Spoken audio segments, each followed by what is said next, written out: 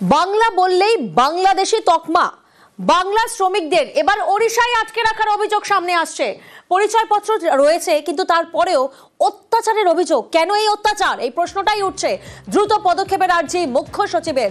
ওড়িশার মুখ্য সচিবকে চিঠি মনোজ পান্থের।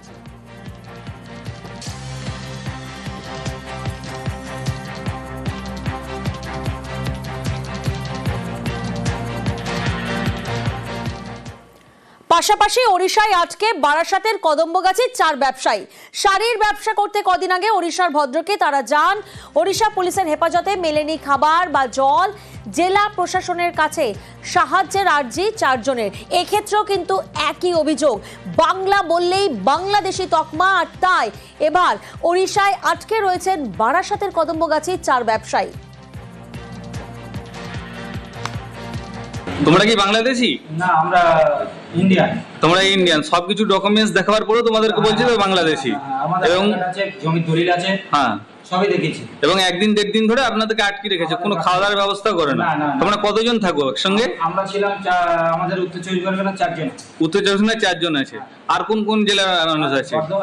মেদিনীপুরের আছে, মুর্শিদাবাদের আছে। মেদিনীপুরের আছে, মুর্শিদাবাদের আছে, সবকিছু। তোমরা সবকিছু ডকুমেন্টস দেখাবার পরেও তোমাদেরকে বলছে বাংলাদেশি বলে আটক করে রেখে দিয়েছে এবং খাওয়া দাওয়া করে না। খাওয়া দাওয়া দেয়নি কিছু। তো এই ভিডিওর মাধ্যমে তোমরা পশ্চিমবঙ্গ বা পশ্চিমবঙ্গের মুখ্যমন্ত্রীকে কি বার্তা দিতে যাও? মুখ্যমন্ত্রীকে বার্তা দিয়েছে আমাদের যেভাবে বাঁচিয়ে বাড়ি নিয়ে যাওয়ার জন্য। যে ভদ্রক টাউন থানা, ওখান থানা থেকে পুলিশ আছে, এসে তাদেরকে অ্যারেস্ট করা হয়।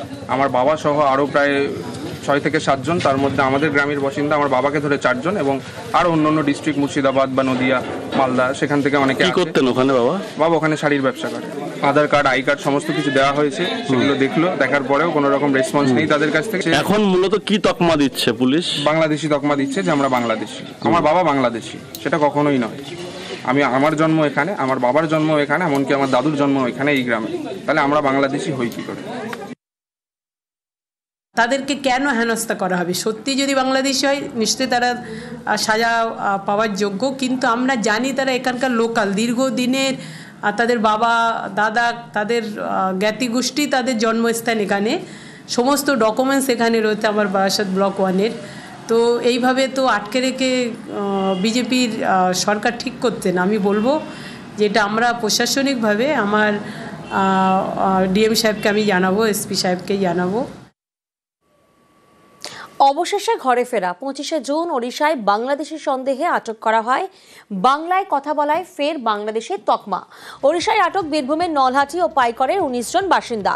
বালেশ্বরের রেবুনা থানার পুলিশের হাতে আটক হন তারা। রাজ্য সরকারের হস্তক্ষেপে অবশেষে মুক্তি।